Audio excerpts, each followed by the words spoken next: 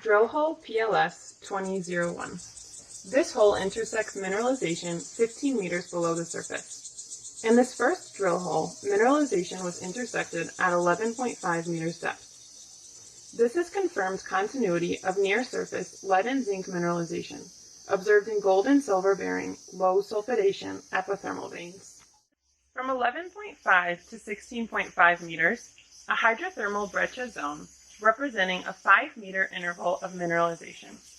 The mineralization is hosted in the matrix, which is composed of chalcopyrite, galena, sphalerite, and some iron oxide.